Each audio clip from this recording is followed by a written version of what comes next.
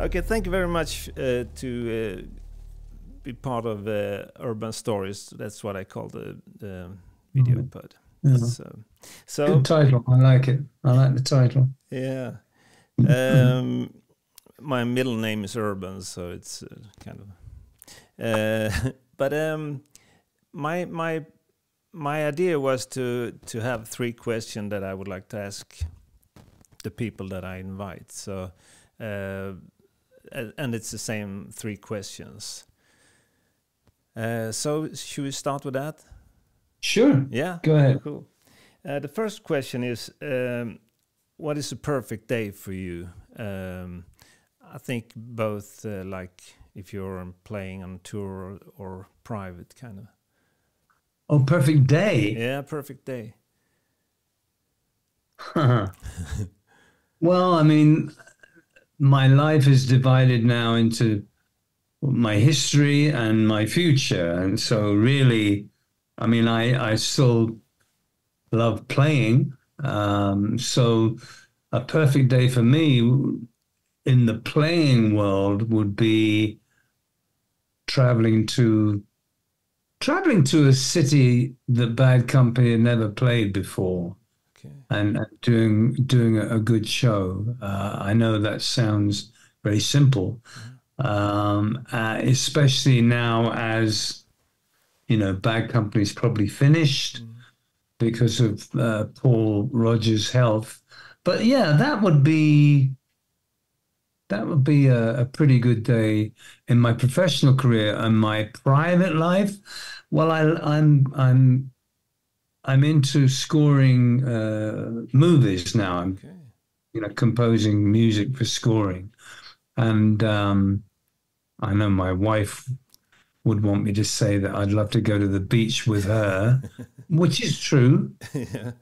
You know, Yeah. but you know, and then a round of golf. I love playing golf, so Okay. scoring, playing golf, taking my wife to the beach, and riding my Harley Davidson. Okay. Yeah, that would be it. Not the Triumph. Not What? not the Triumph, Harley Davidson. No. Yeah. You know, Americans love British bikes. British guys like American bikes. That's the way it is. Yeah. Yeah, I had a Harley before. Ah, Yeah. okay.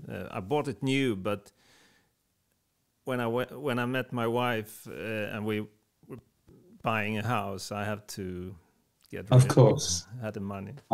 I know that. I know that. Yes. Okay. So question number 2. If we sit here and talk a year from now, what would have happened during that year, do you think? I mean, like your plans for the future. Well, my plans now, now that Bad Company is pretty much over, I have to kind of adjust my life. And as I said, you know, I still do solo shows. I play free and Bad Company songs, and I do shows with a good friend of mine, a very good guitar player named G.E. Smith. So I'll always play, Alex. You know, that's part of who I am. Yeah. But that side of my career is now, you know, getting smaller. It's more in the rear view mirror, if you will. It's receding. I love to travel. I really like to travel, you know. I guess that's part of my, you know, from when I traveled all over the world playing with my bands. I've always loved different cultures. And so in a year from now, I want to have scored my first movie, got my diploma from the film scoring school in Bulgaria, of all places. It's an online course. And, you know, I still write songs. I love writing songs. I have a couple of people I write songs with. And I think I might do one more solo album.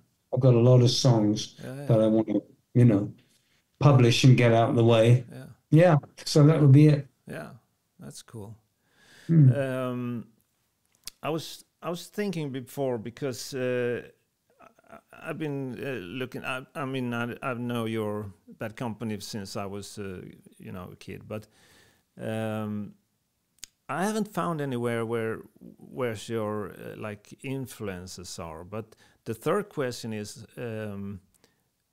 what do you shaped your music style?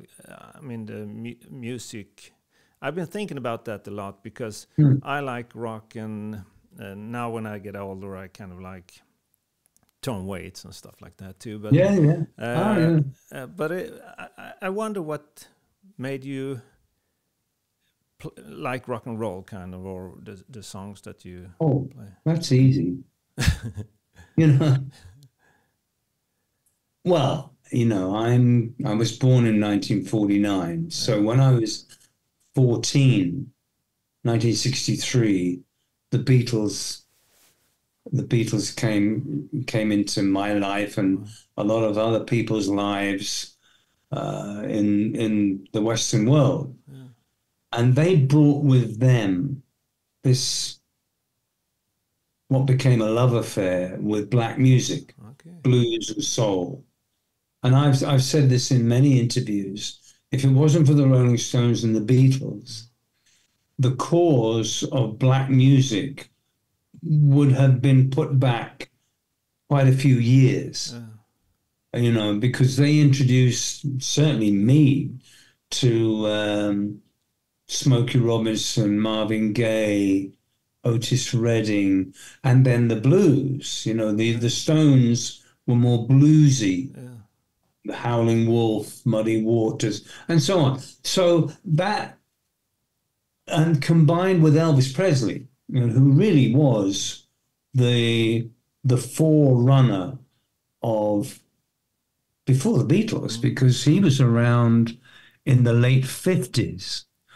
And he mentioned people like Little Richard and Chuck Berry, and, you know, so my influences were definitely the Beatles, to a lesser extent the Stones, but a whole host of black artists, Aretha Franklin, Ray Charles, Al Green, you know, and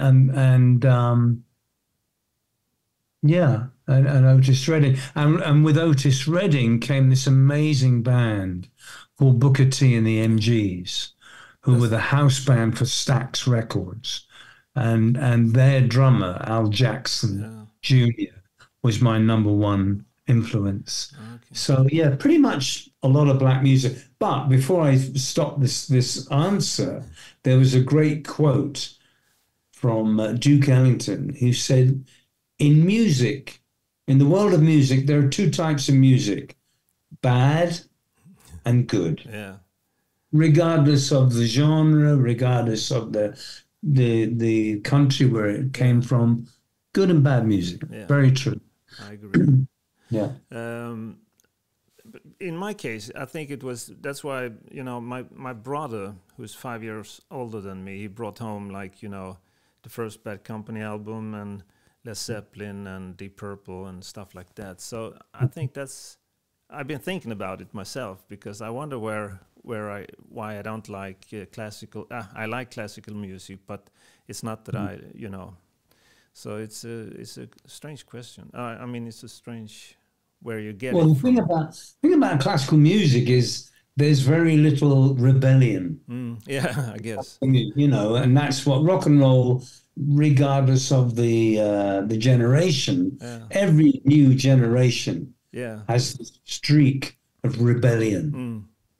And we become our parents, whether we like it or not. and to me, rock and roll was all about rebellion. And you know, and yeah. So, but there's very little rebellion in classical music. Nowadays, at least. Nowadays, exactly. All right, man. All right, man. Thank you very much. Thank you. Have a nice week. Bye-bye. Bye-bye. God bless. Yeah.